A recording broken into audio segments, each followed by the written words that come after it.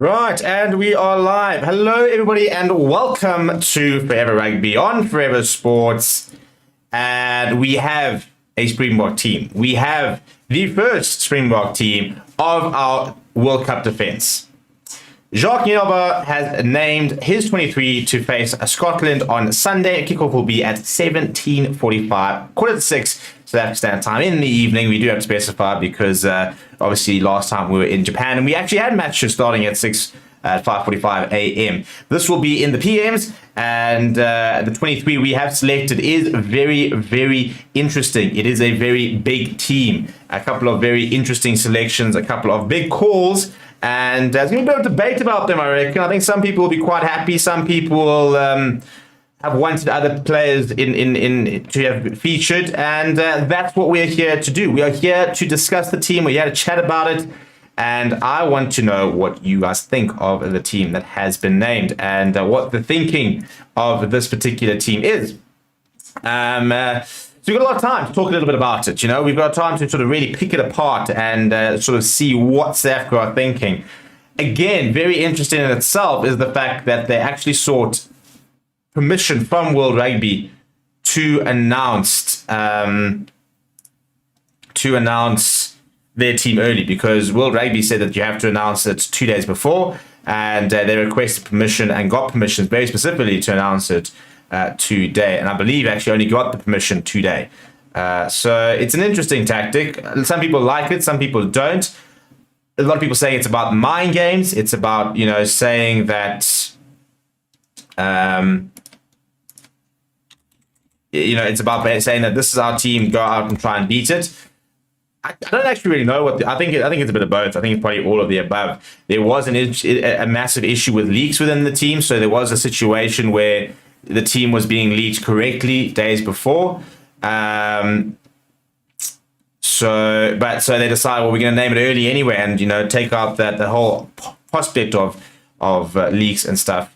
We did also obviously have a situation in the last game where we named our side and then tweaked it, and people were saying that Villaroo was actually in the warm-ups, and therefore there was a bit of controversy and a little bit of conspiracy with regards to whether he actually was truly injured or whether it was always a ploy to try and sort of deploy the 7-1 split, seeing as they replaced a backline player with a forward for that particular game. But whatever the reason is, we are 4 days away from the game and we have already named our side. So Scotland, for example, arrive at training tomorrow, and the question is, are they suddenly having to readapt their plans? Are they looking at this team and going, we kind of predicted something like that? And is that the thinking? Is that then us saying, right, well, we've now chosen a bit of a different team to maybe what they would have expected? Now they're going to be worrying about the game plan, trying to adapt and sort of throw out their preparation. These are all the conspiracies that we can try and create and the narratives we can try and build regarding the team selection. But whatever the reason is, whatever the narrative is, that is the team. So let's go through it, shall we? And then I'll go through some of your comments. So let me know what you think of the team down in the comments. Go and vote on the poll where we're saying, are you happy? And a lot of people not happy, which is interesting. The last team, I think we had about a 90-10 split between who was happy with the team and who wasn't happy with the team. So not quite as popular as the last team. But let's go through it, shall we? So in the front row, Stephen Kitso, Malcolm Marks, France Moherba. I don't think that'll be the one the selection's causing any concern. They have been starting throughout the year. They are our best front three. We are now deciding that is the way to go, to back our strongest front rowers, get our best players on the park in the scrum, and start hammering them nice and early. So we do expect the likes of Piers Kuman to be involved, for example, to add a bit of spice to that battle. And that'll be France Moherba versus Piers Kuman. In the second row, we've got Evan Franco Master. Again, I don't think too many people will be upset about that selection. I thought Franco Master was absolutely terrific against the All Blacks. In fact, some people were sitting there, some of the foreign fans reckon that, I saw 2 or 3 comments saying that he must be up there with one of the best utility forwards in the game. And it was good to see that, because I thought that a couple of South African fans were very quick to forget how good he's been over the last few years. But once again, in that New Zealand game, we'll look back to his best. And that's just what we want to see, the right players peaking at the right times. The loose chair is an interesting one. See, at least PSF the Toy were a shoo-in. We kind of assumed probably, well, at least I assumed that Dwayne Vermeulen would be starting, but the selection of Jasper Wiese for me is probably quite team-specific. I don't think Jasper Wiese will necessarily make our World Cup final team if we were to play the final tomorrow. But I think that they are really going to try and bully the Scotland this weekend. I think that they have identified that Scotland have got a playmaker in Finn Russell. They've got a backline with Tupolotto, Hugh Jones that can hoop in a Hoopolotto scenario. So I think that they very much identified that their backline that Scotland have are a very good backline. And if you give Finn Russell front foot ball, they could be a problem. And therefore, we're going to go name a really big pack and we're going to go and bully them. We are going to go and put them on the back foot and make sure that Finn Russell does not have a good time. And you know that PSF the Toy is going to be running his channel a lot. You know that Franco Moss is going to be running his channel a lot. And they're going to be trying to sort of do whatever they can to basically just try and put off those Scottish playmakers, because that is where the Scotland strengths are. But if you then go to so I think back to Kirk Liebach, I think that was pretty straightforward. I always thought that's our strongest 9-10 combination, or that will be our preferred 9-10 combination going into the World Cup, and has so far proven to be true in this team's announcement. Cheslin Kolbe, Kurt Lawrence, that's going to cause quite a lot of debate, because we've been experimenting with different wing combinations, and a lot of people are very quick to say that they want to see a tall wing, short wing combination, that we're not going to see two short wings in inverted commas starting at the same time. Well, all of that debate, thought, and theories have just gone out the window, because we've done just that. We've named Kurt Lawrence as well as Cheslin Kolbe in the same lineup. Damien Delindi, Jesse Creel in the centres. I would have liked to have seen Andre Esterhuizen. Again, going with brute force, not exactly. Esterhuizen is not physical player. I mean, he's an absolute Goliath of a player. But Damien Delindi, very direct, very, very confrontational, will run hard lines. And again, I think the plan is just to batter them. Jesse Creel, I think people are starting to finally respect him a little bit after the last few performances, especially that performance against Wales. Yes, it wasn't the strongest Welsh side, but how good was he? Didn't put a single foot wrong. And Damian Willemse is an interesting selection. And what I said in my announcement video is, a year ago, or if Andre Pollard starts this game, I don't think Damian Willemse starts this game. And I think that Manie Liebach has allowed us to not play Willie Leroux. I still think that Willie Leroux is arguably our most important backline player.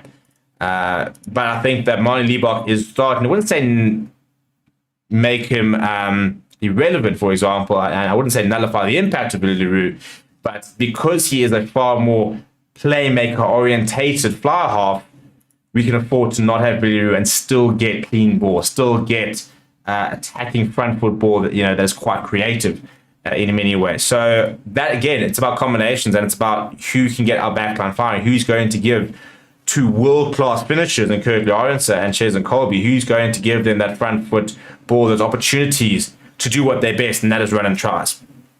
And that's going to be Manie Liebach.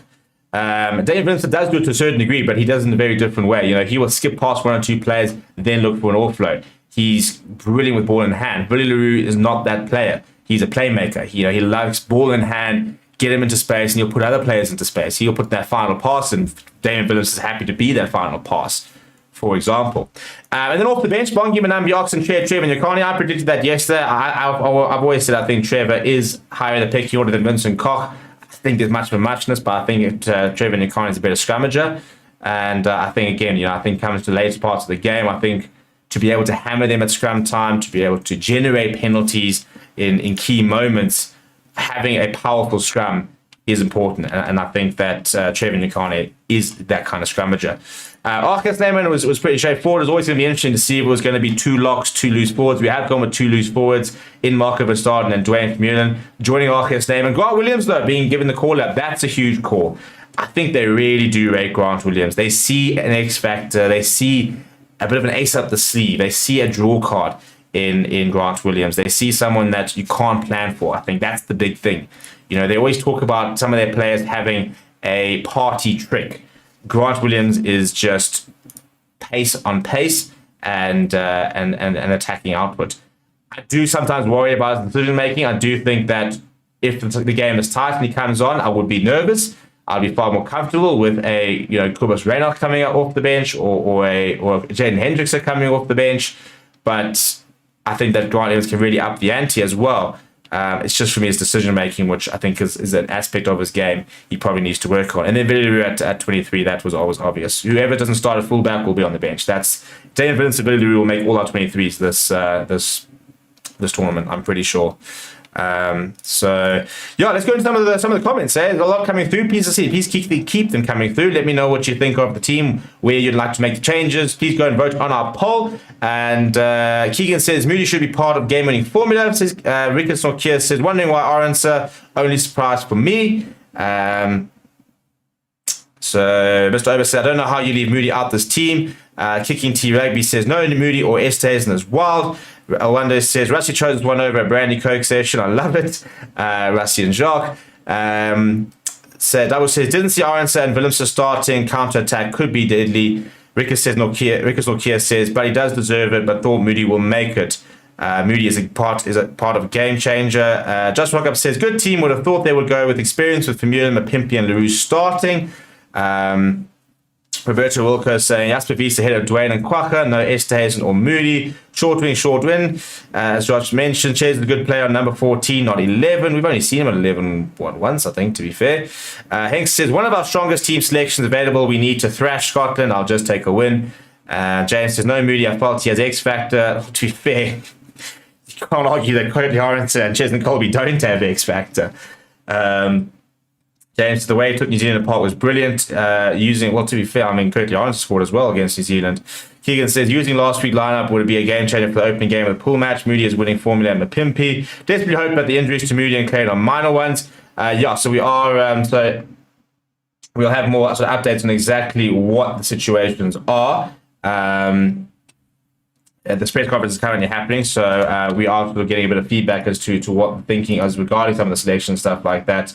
And where the decisions and why the decisions have been made. I don't think. I mean, we can nitpick at a team. We can be, but I think at the end of the day, we talk about the depth that we've got, and it's been confirmed that Caden Moody and John Clay were not considered due to a hamstring and knee niggles. That was in the press conference. So thanks, John, for raising that. So yeah, I think that's interesting itself. I think would they have gone with a John Clay off the bench? Tend to think so, actually. I really like that two locks off the bench. Would Kenny Moody have started? I don't know. But that's why they weren't selected. I'm not even convinced that they necessarily would have been selected. I think Moody probably would have been part of it. But I don't think it's a guarantee he would have been, to be honest. But yeah, so Didi says, I wanted Kane on the right, Chesney on the left, Jaden at 9 instead of Faf, Estes instead of Damon Delendi. Jamie says, this is our team and I am behind them. Sia will play all games, says Keegan Davids. James says, I doubt Sia will play against Tonga and Romania. I think he'll rest one of those. Douglas says, it is closer to what I expected than I would have chosen. Willemse and Visa were a surprise. It looks a serious team. Yeah, those were my big surprises, to be honest. Not so much, maybe a Caden Moody, the fact that he is injured is most likely the reason that he's not playing this weekend, but there's no guarantee he would have played. So Gary says it's time to let's put Scotland away properly. Patrick says happy with two homeboys in the team, i.e. Grant and Aronson. Go Paul. 70% still happy at the moment. That doesn't seem to be changing. No Quacha either. I would have liked to have seen him, must admit. James says, Steve, I mean Moody playing at 13. I need to go over there to your earlier comments, see what you meant. Yeah, at 13. Yeah, 100%. I know what you mean. I do. I'm very happy with Jesse Creel. To be honest, with Sione Topolotto and Hugh Jones, I'd probably feel more comfortable with Jesse Creel. I think that he's so solid defensively that I'm hoping that he'll really cut out that combination, because they do turn it up. Spirit says, you're going to post all the press conferences from the team because I can't find any of them. Yeah, we are working on that. That is a bit of a delay from World Rugby where we are supposed to have certain of these ones supplied and they haven't been supplied yet. So we are trying to find out where the issue is, what is happening, which is why you'll struggle to find them at all, to be honest. Hopefully that will change very soon. Obviously in a week's time we'll actually be over there, so we'll be able to be there ourselves and film them, but hopefully we'll have them up for you guys very, very soon. Unfortunately, it's out of our control. We are supposed to be having them. We just haven't gotten them yet, and we're not quite sure why. And nobody's answering mails, unfortunately. But yeah, we're about to say Trevor's a good fetcher. Most of us worrying about Visa as a yellow card liability. Go to some of the comments. Julia saying, this team is a great combination of power and flexibility with some space for a few trick about sleeves. Ideal for taking on Scotland and Finn Russell. I'm glad that Julia can identify that Finn Russell is as big of a threat as Scotland is as a whole. My boy Finn Russell is the one to watch. Douglas, I think Douglas making a very good point, saying there are too many great players and you can't fit them all in. I mean, the fact that we're worried that Damien DeLinde is starting after what he did in 2019 shows you how good of a situation that we're in. The fact that we're worried about Caden Moody not playing. I mean, Kurt Lawrence is currently scoring more than a try a match. If we look at Kurt Lawrence, he has played 10 games and scored 11 tries. So he's got the most prolific try scoring record at this stage ever for the Boks. So, you know, if he continues to keep that up, you know, then we move. But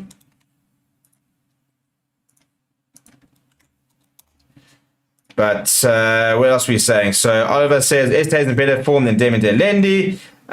Jeremy saying, can understand and quite like the dual captain combo in the team. Khaleesi kits off to start, Bongi Vermeulen to close the game. This is a march stroke that is uncanny. It's interesting. I always like that kind of common sort of analysis. You know, those sort of small, intricate things that we don't always see, and that's an interesting one. You know, we talk about the leadership. We know that Siya Khaleesi is coming back from such a big knee injury.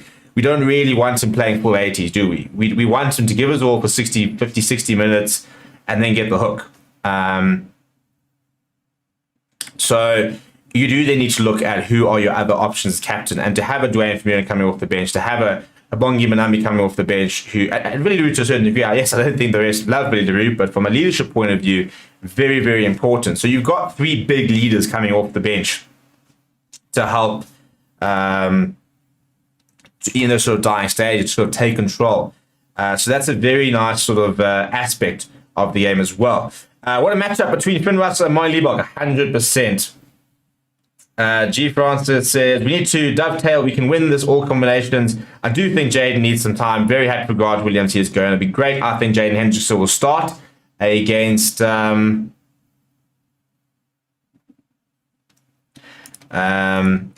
do think Jaden Hendrickson will start against Romania. So yeah, I do think he'll get some game time there. Bully saying, remember guys, it's a World Cup. We also need a strong team against Ireland. Darkhead saying, people seem to forget how great Kirtley is just because Moody has been good as well. Watch him have one good game and people argue you can't have a match without him again. Yeah, again, those two are for me are such a pleasure of a problem to have. Keegan Rick says that Jesse's going to be the game changer. Tian says, hoping we can get the kick chase right on Sunday. Two shorter wings versus Duan might be trouble. And Roberto says this is a strong team. Angela saying it'll take a full 33-man squad to win this World Cup. Moody will be fit for Ireland, reckons Keegan, and let's keep him safe. Verna says, surely Andre and Moody start against Ireland. Gary says, Phillips said better under the high ball. He is, so I think that's an interesting point. And Keegan reckoning that probably back after this game. Albert van Lincoln saying, Damien DeLinde is a much better defender than Andre, which I also tend to agree. So again, very important about what are we trying to nullify, what are we trying to exploit. And those are very important parts as well. It's not just about how do we score tries. How do we stop scoring tries? And I'm hoping he's watching because a subscriber by the name of Mark sent me, it's actually very, very good work, and I really, really appreciate it. He sent me a whole sort of comparison of the sort of the pack weights, Mark Casey. And I'm actually about to bring it up now. And he was saying that, for example, if you look at the pack weights, and obviously these will change based on what on the combination. So I think the one that he's using is probably based on sort of Dwayne versus Visa. Not that there's much in it, but you know, we're looking at potentially a 30 kg difference with Scotland. So we do have, if we get it right, a very, very large pack. I think it's only France and Australia, France, Australia, and Samoa who can really sort of get to the numbers that we have, if that, you know, based on certain packs that we've seen. So it is a very interesting, basically, I think what I'm assuming he did is that he looked at the combinations we've seen and sort of the most likely of 15s and ranked them by sort of the heaviest packs. France, I mean, Box come in at number 3, but basically the same as France. Australia are the heaviest packs. They've got likes of Will Skelton in there. They've got some 2 very big locks, which help their weight. And like a Tanea Tupou, for example, assuming he does start. But Scotland are not the biggest pack. They just don't have that sort of that personnel, but they're quite a mobile pack. So it is going to be quite an interesting battle with regards to, you know, just sheer strength versus sort of the pace and stuff. So Douglas says the only area that Scotland have a weight size and strength advantage is on the wings, 100%. Ricky says, good team. I would have probably gone for Moody at 14, Billy at 15. I understand why they went for the centre pairing. That bench is fire. Angelo reckons Jasper was one of the Premiership players of the year. Well, this is the thing. You know, I think that we've been very harsh on Jasper Wiese, who I thought played pretty well for us last year. So I know that he hasn't. I think that Dave Vermeulen has had better seasons so far. To date, I've got no issue with Jasper Wiese starting. He's a good player. He's earned his way back into the squad. And he's taken a while to get going in international rugby, maybe a bit longer than he probably would have personally liked, but he's a good player. He's come off another great season, and he's starting to get more experience into him. He's now sitting at 23, 24 caps. I do think he's worked on his discipline a bit, compared to when he first came through. So this is now a World Cup stage, you know, and again, at the end of the day, if he on Saturday and Sunday, if he's not good enough and he proves to be ill-disciplined, that'll affect his chances of being selected going forward. Janae Clayton saying, what does this mean from a Pimpy? Where is he in the pecking order? I personally think he's potentially number 4, to be honest. I think he'll start against Romania and Tonga, but I don't see him starting the big games. Dirk Hankorm says, Estesen is an absolute tank. He has to be in, unfair to Damien, but Andre's attacking is way too good. Again, defense versus attack. You know, how much do you want Andre's attack versus how much do you want Damien's defense, for example, this weekend? I think that Scotland's best strengths are Finn Russell and their centre combination. I think that's where they are the best. So we've now picked 2 brilliant defenders at centre to try and snuff out that particular combination. To sit there saying, well, you know, we can give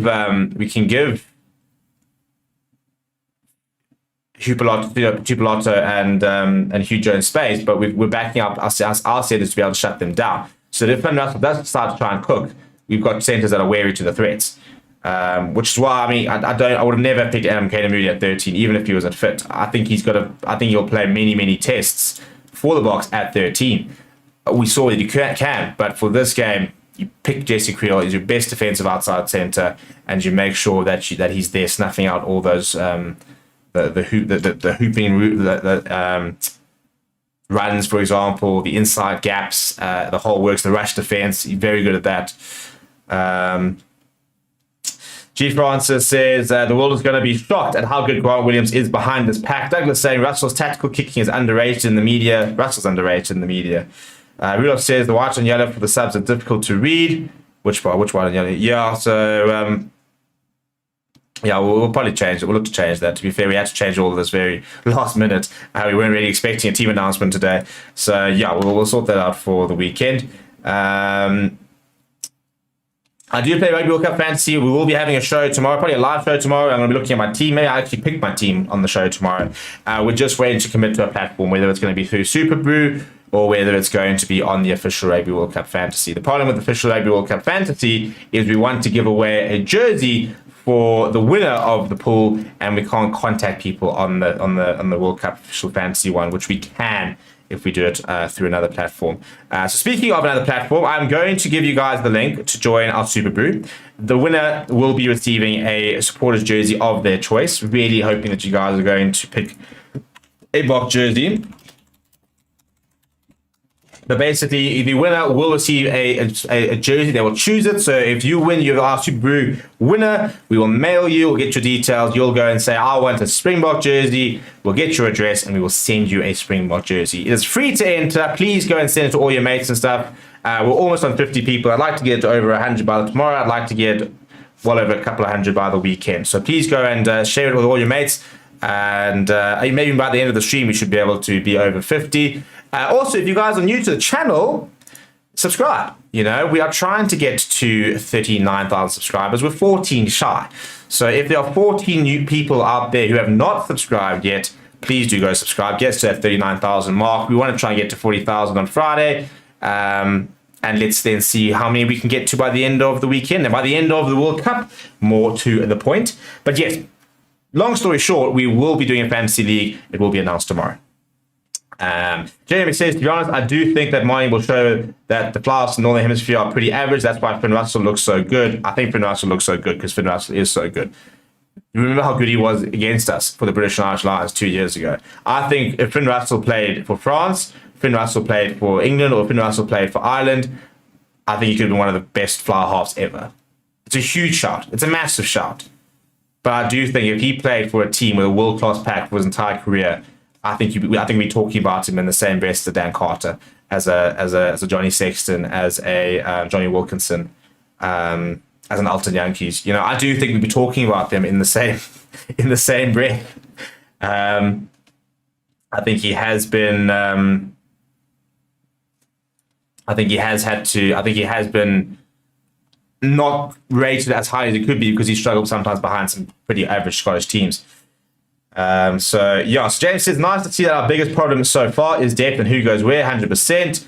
Timilani says, I feel for Marcus on the pimp. He hasn't done anything wrong, but has been sidelined. Yeah, he's just the victim of us having such good depth in that particular position. Sean O'Farrell saying, so here I have 4 players starting for my team so far in fantasy. Would Estes on the bench in place of LaRue work? No, not really, because if Damien Willems got injured, for example, yeah, I suppose it could work. It would mean that a Kirk Lawrence or Cheslin Colby would have to go to full back. You have to move Jesse Creel to a wing, and you then move Andre Estes to inside centre. If Mike Liebach gets injured, for example, Damien Willems goes to fly half. It would work in theory, but I think the problem is that we don't play particularly. I think that like Kirk Lawrence, one of my favourite players, wonderful player, same as Cheslin Colby. I don't think they are the profile of 15s that we need and that we like to use. So I think we then really miss a player that can distribute well in that fullback area. So it would work in terms of there are players who can play in different positions and they wouldn't be completely new to it. But Kirk Lawrence, Cheslin Colby, I think Colby's played one game at fullback maybe for the Box. Kirk Lawrence has never played fullback for the Box. So yeah, it could work. Not ideal though. Not as well as it works with the way we've got. Lorenzo saying we have the best forward pack in the competition. Hopefully we use our backline well. JD saying the bench looks atomic. Can't wait to see Grant Williams too. Your thoughts? Yeah, I'm a big Grant Williams fan. I do sometimes worry about his decision making. I think that is a young, bright-eyed, bushy-tailed scrum half type thing. I think he can sometimes be a little bit overeager, and I think he'll learn when and when not to snipe, when to try and take the gaps, when not to take the gaps. That only comes with experience, though, so he needs the opportunities, but he's a very exciting player. I wanted the Lions to buy him many years ago. When he was behind the Humber, Hendricks seemed to walk straight past him. He wasn't really playing. I was sat there going, please, could the Lions go and get him? They didn't, and that upsets me. But yeah, I do rate him. I think he's a great player. Gary says Moody time will come. Has only played 3 tests. Need to go with experience with the opener. Trent reckons, Steve, I want a Springbok jersey. Well, Trent, you know what you got to do. You got to get on that Super Blue train. Got to make sure you win. There's 52 people. You got to be 51 people so far. Hopefully by the weekend you'll have to beat well over 100. To be fair, I've got a terrible Super Brew record, so don't look at me. Don't forget the wooden spoon jersey. Yeah, Grant. Julius saying, after seeing the chaos he caused in the final test of the Lions series in 2021, Rusty Jacques the Box and I know better than to underestimate Russell. Please send me the Box jersey. Well, win the Super Brew. Stevie P says, hi Stephen, can you see this message? Just check, you had to make a new account to comment. Well, I can't see it, so Oliver saying, crazy death, we have 6 changes to the starting 15 from last Friday. Roberto saying, let's be honest, we are spoiled for choice. I trust the brain trust to have everything spot on. Maximilian van Beek saying, Finn Russell looks likes a cross kick, worried about our wingers defending those against Duran and Stain. And Douglas says the best 2 forward packs in the competition. Yanni's saying, kicks, never seen anyone catch better high balls with the height than Kirtley Orenser. More an attack, perhaps. Well, there we go. We'll have to see. And good to see that JD has joined the Super Brew. Please do share the link. Please share the link. If you've got, everyone's got WhatsApp groups they're on. Everyone's got family groups. Let's get this. Let's spread the gospel of the Super Brew. Let's send it far and wide. My gut says we will probably be doing the fantasy on Super Brew as well. I think that is the decision we probably will make, and that will then be shared tomorrow, because then we can actually contact people and we can kind of talk to you a bit more. So I think it'll be a bit more community driven if we do go with the Super Brew Fantasy. It also means you only have to have one account and you can be on both Forever Sports games. Both of those, by the way, there'll be a jersey each to give away. So if you're going to buckle in the Super Brew, don't buckle in the Fantasy. You know, we're giving you 2 chances to win here. We might even try and do a random draw, for example. We might actually do a members giveaway and see if we can get some of you guys to sort of join the members club over the next year. Brent says, powerful side, picked a back line capable of dazzling Scotland. Think our game plan is to pound them up front and run them off their feet in the backs. Powerful midfield. Yeah, so I said on the work WhatsApp group, the Forever Rugby WhatsApp group, that it's an F them up physically team and then let the back three cook. Let them cook. Let Marnie cook. Let Kirtley cook. Let Cheslin cook. Let Damien cook. Just go and cook out there once the Scottish, pack has been battered for the first 40, 50 minutes. So yeah, let's see how that goes. Trent saying, which game are you most excited to attend? For me, well, I had the very horrible moment of cancelling my tickets to SA versus Ireland. I almost cried. There was a tear that was shed. And the reason, a lot of people are going to ask me, why would you give up going to SA versus Ireland, arguably the game of the tournament before the playoffs? And it's for you people, because I decided that I would rather, and it kills me to say it, I'd rather be on the watch along, watching the biggest game of the season with you guys than being at the stadium. I think that is a better use of my resources. So I will be with you guys for that game. It does kill me to the fact that I am going to miss it, but you guys will make it worth it, so I'm not worried. So the game I'm most excited about attending, SA versus Tonga, I think it's going to be a lot of fun. I've got 3 mates from overseas who I'm linking up with for that game, so that should be really cool. Wales versus Australia is a very cool game that I'm going to, and New Zealand versus Italy, I think, is probably also one of the games I'm very excited about going to. A couple of teams I would never have seen. I think I'm watching Tonga versus Romania, got Samoa versus Chile. A couple of cool teams. I think I'm watching Uruguay twice. Namibia, so I'm going to see a lot of different teams which I've never seen before, which should be quite cool. Benjamin says, happy for Fast 50th cap. Yeah, so a couple of stats for this weekend before I go to the rest of the comments and sort of start to wrap up is in terms of our record against Scotland, we have played 28, won 23, lost 5. We have scored 742 points for us. We've had 321 points against us. We have conceded 32 tries, but scored 90 against them. So we score 3 tries to their 1-ish. The biggest win has been 58 points. The average score is 26-11, which I think is probably not a bad shot for this weekend. Our win percentage against Scotland is 82.1%. So that is a pretty good win percentage there. Milestones, they've faced each other twice before at Rugby World Cups. The Box won in 1999 and the Box also won in 2015. Faf de Klerk will run out for its 50th test for the Box. Malcolm Mark's try against Zealand on Twickenham moved him to the top of the list for tries scored by Springbok's forwards on 17, and any more tries he scores will continue to obviously build that record. How is this for a stat, by the way? Every player in the starting team has scored a test try. That's mental. That is a mental stat.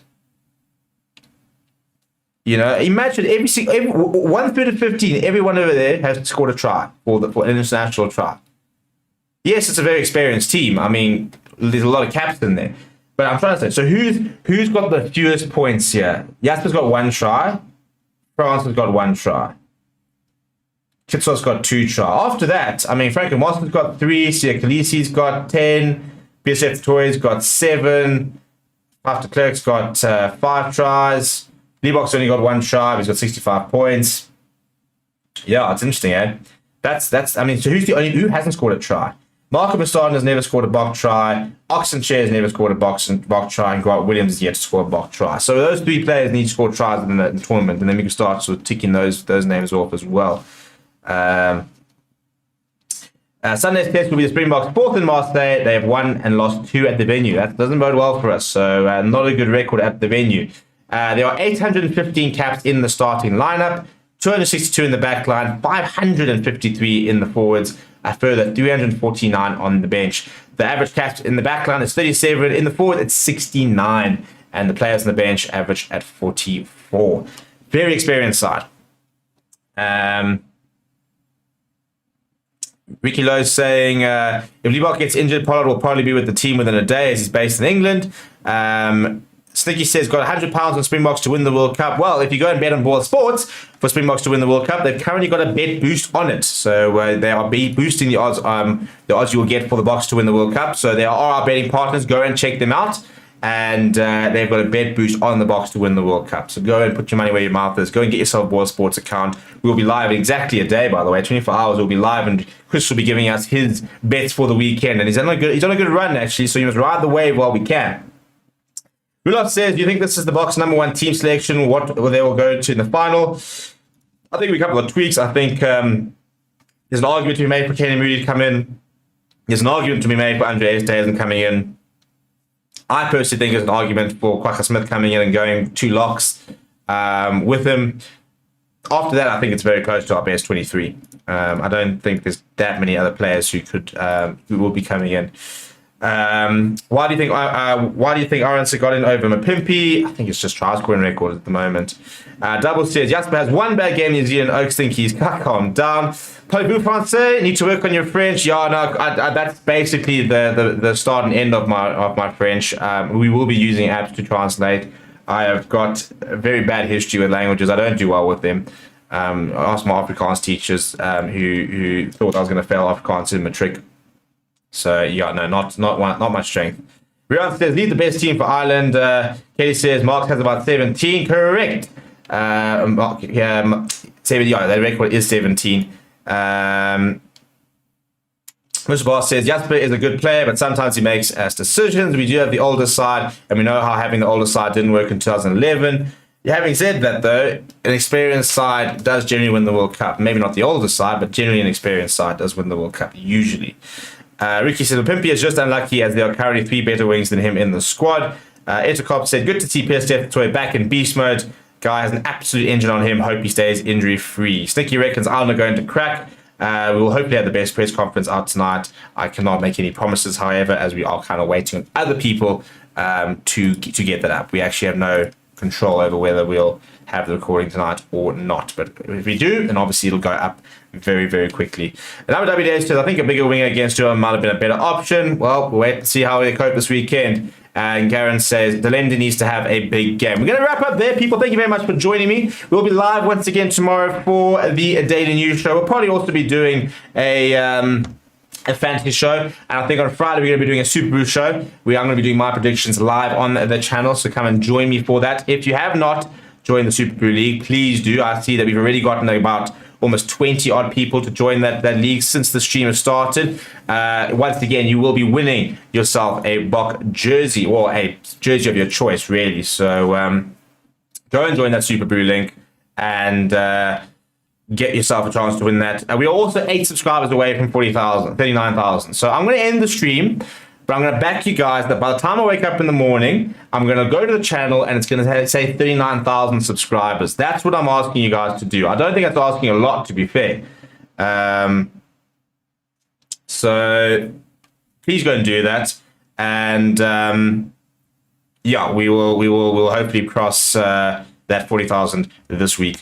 People, keep well, keep safe, keep on commenting on the channel in terms of what you think about the team. We'll have a lot of time to talk about it tomorrow, as well as in our daily show on Friday, as well as the fan forum tomorrow night, as well as throughout the weekend and the other watch-alongs. But until then, I'm going to say goodbye, and I will see you guys all very soon.